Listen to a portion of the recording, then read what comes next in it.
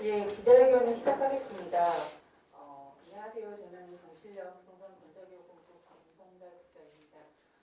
제 옆으로 참석자 소개해드리겠습니다. 김헌동 경실련 부동산건설기업본부장이십니다. 임효창 경실련 정책위원장이십니다. 서울대 경영학과 교수님이십니다. 예, 서울여대 경영학과 교수님이십니다. 예, 경실련 부동산건설교육본부 장성현 단장이십니다. 예, 바로 기자회견 시작할 거고요. 먼저 저희가 주장하는 티켓 관련해서 사진 촬영 진행하겠습니다.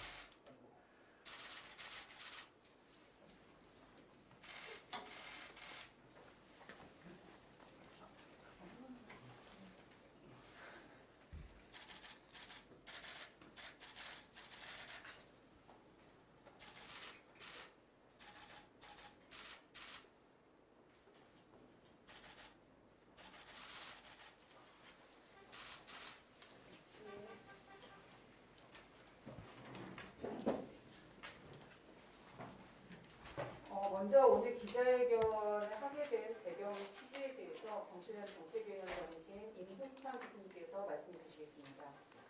네, 2021년 표준지 공시지가 실태조사 결과 발표 관련해서 취지를 말씀드리도록 하겠습니다. 경실련은 서민 주거 안정과 부동산 불로소득 환수를 위해 집값 통계 문제, 그리고 공시가격 현실화율, 왜곡 문제 등을 지속적으로 제기하며 정부의 근본적 개선안 마련을 촉구해 왔습니다. 하지만 정부는 여전히 가짜 통계를 남발하며 국민을 속이고 있습니다. 이러한 가짜 통계의 문제점은 부동산 문제의 심각성을 감추는 데 있습니다. 문제의 심각성을 외면하고 감추는 데 극복하기에 근본 원인에 대한 해답 또한 마련하지 못하고 있습니다. 정부의 이런 자태는 고스란히 시민의 고통으로 이어집니다. 오늘도 무주택 서민과 영세 자영업자는 주거 불안과 임대료 걱정으로 밤잠을 설치고 있습니다. 오늘 경실련이 발표할 주제는 공시지가 현실화율 문제입니다. 정부는 2021년 2월 2021년 표준지 공시지가를 발표했습니다. 발표 자료에 따르면 서울의 표준지 현실화율은 68.4%로 20년 65.5%에서 2.9%포인트 상승했습니다. 국토부는 전국 52만 표준지에 대해 감정평가사의 시세조사를 기초로 하여 정부가 2020년 11월 3일 발표한 부동산 공시가격 현실화 계획에 따른 현실화율을 적용하여 2021년 표준지 공시지가를 선정했다고 밝혔습니다. 2019년 12월 발표한 2020년 부동산 가격 공시 및 공시가격 신뢰성 제고 방안을 보면 공시지가 현실화율은 17년에 62.6%를 시작으로 매년 상승해 왔으며 정부는 2030년에는 현실화율을 90%까지 올리겠다는 로드맵을 발표했습니다. 하지만 정부 발표 현실화율에 대한 문제가 지속적으로 제기되는 상황에서 개선 없이는 로드맵도 거짓일 수밖에 없습니다. 경실련은 문재인 정부 수립 이후 매년 부동산 유형별 공시지가 현실화율을 조사 발표해 왔습니다. 경실련 조사 결과는 국토부 발표치와 큰 차이를 보였습니다. 2017년부터 2020년까지는 서울시 25개 표준지 아파트를 대상으로 삼았고 공시지가 현실화율은 2017년 39.1%에서 20년 33.4%로 낮아졌습니다. 이번에는 25개구 85개 아파트 단위로 확대 조사했습니다. 2021년 조사 결과도 예년과 크게 다르지 않습니다. 조사 결과 2017년 39.3%에서 2021년 30.7%로 오히려 8.6%포인트 낮아졌습니다. 정부 발표와 달리 공시지가 현실화율이 오히려 떨어진 이유는 문재인 정부 이후 급격한 부동산 가격이 급격히 상승했지만 공시지가 상승폭은 미미했기 때문으로 보입니다. 정부 통계에 대한 공개 검증은 매우 중요합니다. 하지만 정부는 여러 핑계를 대며 공개 검증을 거부하고 있습니다.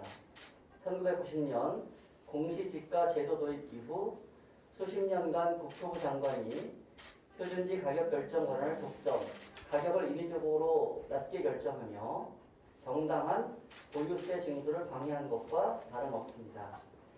이미 수많은 실태 조사를 토대로 공시지가 문제가 드러난 상황에서도 정부는 정확한 원인 진단 없이 거짓 숫자로 국민을 속이고 있습니다.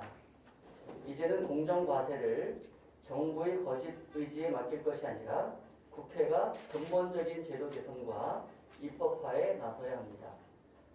경실련은 부동산 불로소득 환수 및 조세 적용 확립을 위해 첫째, 공시가격 제도 폐지, 둘째, 공시지가 시세 반영률 80% 이상 상향, 셋째, 국토부가 독점해온 표준지 결정권을 광역단체장에게 이양 등을 요구하는 바입니다. 이상입니다. 네, 감사합니다. 이어서 오늘 경실련이 분석한 기자회견 분석 자료에 대해서 장성현 변사님께서 말씀해 주시겠습니다. 네, 안녕하십니까. 경실련 장성현 변사입니다. 예, 2페이지부터 5페이지까지는 기자회견 자료 요약본이 참고하시면 될 것 같습니다. 6페이지부터 설명드리도록 하겠습니다. 국토부는 작년 2020년 12월에 표준지 공시지가안을 발표했고 지난 2월 초에 표준지 공시지가 확정안을 발표했습니다. 발표 자료에 따르면 주거용 표준지 현실화율을 보면 2021년은 67.8%로 전년 대비 3%포인트 상승한 것으로 나옵니다. 국토부는 또한 2021년 표준지 조사는 신뢰성 제고를 위해서 표준지를 2만 필지 늘려가지고 총 52만 필지를 선정했다고 밝혔습니다. 이는 이제 표준지 수 부족을 지적한 감사원의 감사 결과를 수용한 것으로 보입니다. 7페이지입니다. 경실련은 이제 국토부 표준지 공시지가안을 기초로 현실화율을 자체 검증했습니다. 검증을 위해서 서울 25개구에 위치한 85개 표준지 아파트 단지를 대상으로 삼았고 아파트 시세 및 공시지가 현실화율을 분석했습니다. 표준지 아파트 85개를 선정하여 먼저 토시 시세를 산출한 후에 2022년 표준지 공시지가와 비교하는 방식으로 검증을 했는데요. 아파트 시세는 KB 부동산 시세, 다음 부동산 시세를 적용했습니다.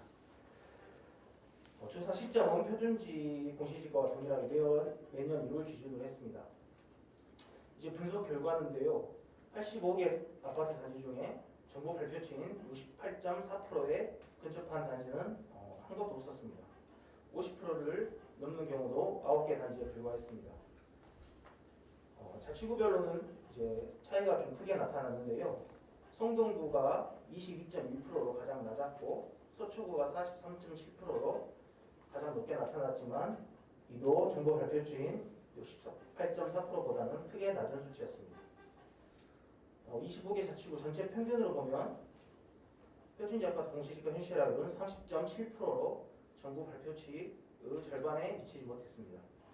표 1을 보시면 이제 공시지가 실제 반영률은 문재인 정부 취임 이후 지속적으로 낮아진 것으로 나타납니다. 2017년에는 39.3%를 보였고 2018년은 35.3%, 2019년 32.3%, 2020년 32.6%, 2022년은 30.7%로 나타났습니다. 문재인 정부 출범 당시인 2017년보다 8.6% 6%포인트 낮아진 것입니다. 이처럼 정부는 이제 로드맵까지 발표하면서 공시지가 현실화율을 진행 중이라고 밝혔지만 현실은 시세 반영률이 오히려 더 떨어지고 있습니다. 그 이유는 이제 부동산가 폭등으로 인해 시세는 엄청나게 상승했지만은 공시지가가 이를 따라가지 못하고 있기 때문으로 보입니다. 85개 단지의 2017년 평균 공시지가는 평당 1,650만 원 가량이었습니다. 2021년 공시지가는 평당 2,554만 원으로 902만 원 정도 상승했습니다.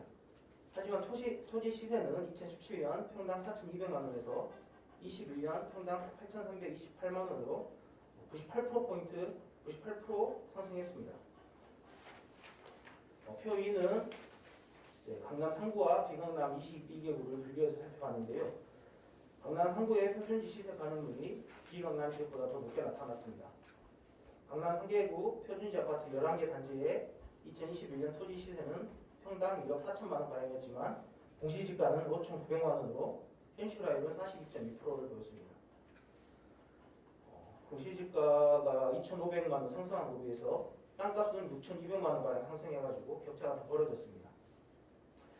이제 이 비강남 22개구의 2021년 토지 시세는 평당 7,483만 원이었지만은 공시지가는 2천만 원 가량이었습니다. 그래서 공시지가 현실화율은 27.5%를 보였습니다. 2017년에는 평당 공시지가는 1,373만 원, 토지 시세는 3,659만 원으로 현실화율은 37.5%였지만은 4년 전에 비해 현실화율이 10%포인트 떨어진 것입니다. 강남 지역에 비해 비강남 지역의 표준시 현실화율이 더 낮은 것은 이제 아파트값 상승과 관련이 있는데요. 강남 3개구 아파트값 상승률은 4년간 73%였지만은 비강남 22개구 아파트값 상승률은 85%로 문재인 정부 이후 비강남 지역의 아파트값 상승폭이 강남을 앞질렀습니다.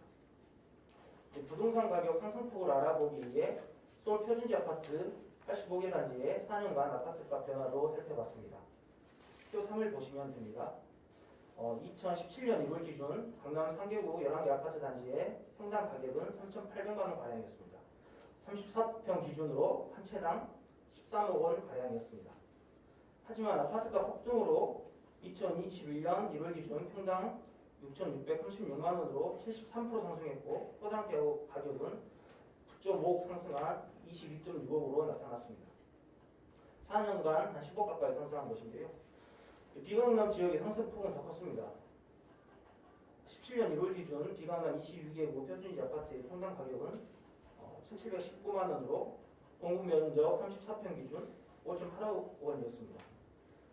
하지만 2021년 1월 기준으로 평당 가격은 3,183만 원, 아파트 한 채당 가격은 10.8억 원으로 나타났습니다. 4년 동안 호당 5억 원이 상승해 85%의 상승률을 보였습니다.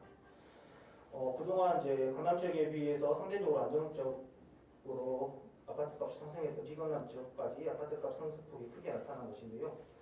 이제 25개구 전체로 봐서는 아파트값은 81% 상승했고 아파트 땅값은 98% 상승해서 2배 가까이 됐습니다.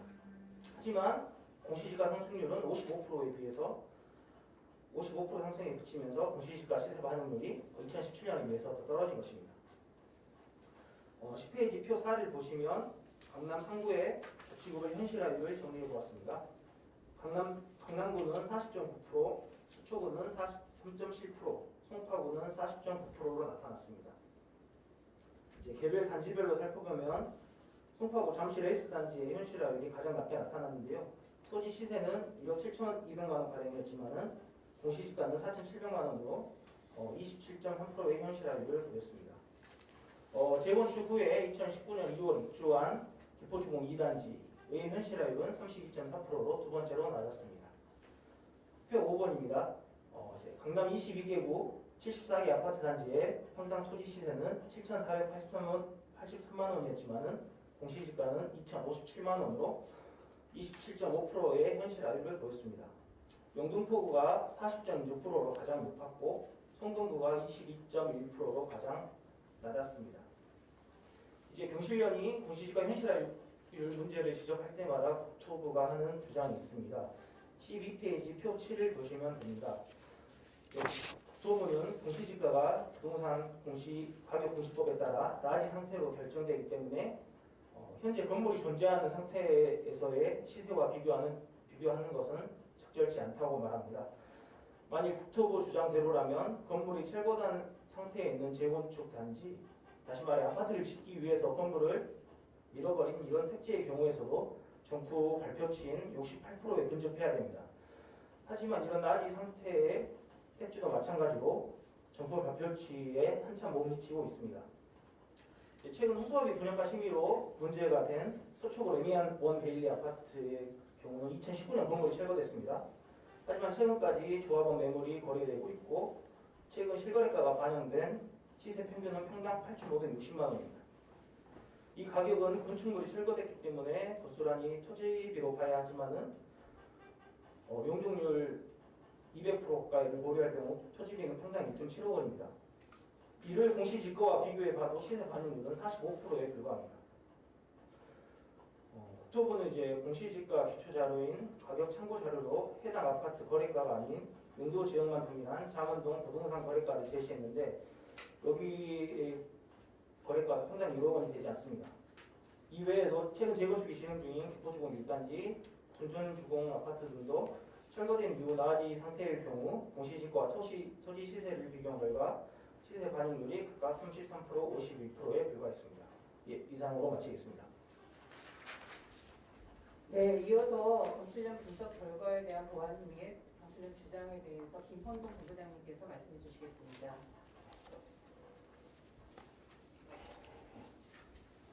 예, 오늘 우리가 기자회견을 하는 이유는 공시지가는 60여 개 세금의 아주 기초적인 자료이고 이 공시지가가 제대로 조사되지 않으면 세금이 불평등하게 과세가 되고 징세 업무에 큰 차질이 생깁니다. 근데 이제 중요한 거는 정부가 무슨 이유 때문인지 뭐 확실치는 않지만 지난 2005년부터 지금까지 16년째 공시지가를 이렇게 계속 조작을 해왔습니다. 2005년에 건교부는 시세의 91%까지 공시지가가 현실화됐다라고 얘기를 했었는데 경실련이 그때부터 조사를 시작했습니다. 우리가 조사를 해보니까 91%가 아니고 42%였습니다. 그 당시에. 그 이후에도 지속적으로 공시지가를 어느 정도 현실화됐는가 추적을 했는데 이명박 박근혜 정부에서 아파트 값이 한 20% 30% 하락하니까 그때는 현실화율이 조금 높아졌어요. 한 50%까지 높아졌다가 다시 또 문재인 정부 들어와서 낮아지기 시작합니다. 앞서서 설명을 드렸듯이 서울의 아파트 값은 지난 4년 동안 81% 올랐고 서울의 땅값은 아파트용 땅값이 4,200만 원에서 8,400만 원으로 98% 거의 2배가 올랐는데 국토부가 올린 공시지가는 평당 1,600에서 2,500원 55% 올라갔고 국토부가 올린 공시지가 상승률은 토지 시세 상승률의 절반밖에 안 됩니다. 그럼 당연히 공시지가 시세 반영률이 낮아졌어야 되는데 근거도 없이 62%에서 68%로 6%가 4년 동안 올랐다. 이런 식으로 거짓말을 하는 겁니다. 중요한 거는 이런 거짓말을 하는데 이 거짓말을 찾아서 용기 있게 이건 잘못된 거야 라고 하는 광역단체장, 서울시장, 경기도지사 또는 16개 광역단체장이나 200여 개 기초자치단체장이 문제 제기를 하지 않습니다. 300명의 국회의원이 입을 다물고 있습니다. 그 이유가 뭔가 하고 보니까 이 사람들이 그 구가하는 아파트는 공시가격이라는 걸 만들어 가지고 시세의 68%로 만들어 놓고 그래서 아파트에 사는 사람들에게 세금 부과하는 것은 시세의 68%로 부과를 하는데 그 옆에 아파트 밑에 있는 땅은 시세의 30%대로 만들어 가지고 그 땅이 재벌 대기업이 가진 1조, 5조, 10조짜리 부동산의 공시지가를 낮춰서 재벌 대기업들에게 세금 특혜를 주기 위함이었다는 것입니다. 그래서 지난 16년 동안 재벌 대기업이 누린 세금은 3년 전 우리가 계산했을 때 70조였고 이제는 거의 100조 원 정도 세금 특혜를 재벌 대기업에게 세금 특혜를 주기 위해서 이런 지가 조작을 하고 있는 거 아닌가 하는 생각을 하고 있습니다. 따라서 곧 있을 서울시장 선거 또 내년에 있을 대통령 선거에서는 이런 잘못된 과세 기준을 바로잡는 잡겠다는 그런 후보를 뽑아서 우리는 이런 실태를 알리는 것밖에 할 수 있는 일이 없고 제도를 개선하고 개혁을 할 수 있는 것은 위임받은 권력을 국민을 위해서 사용하는 정치인이 있을 때만 가능합니다. 따라서 곧 있을 서울시장 후보라도 이 공시지가 문제를 좀 관심을 가져줬으면 좋겠습니다. 이상입니다. 네, 이상으로 오늘 기자회견 마무리 짓겠습니다. 경실련 기자회견은 경실련 홈페이지에서 유튜브 채널을 통해서도 시청 가능하십니다. 예, 기사 마무리 짓겠습니다. 감사합니다. 수고하셨습니다.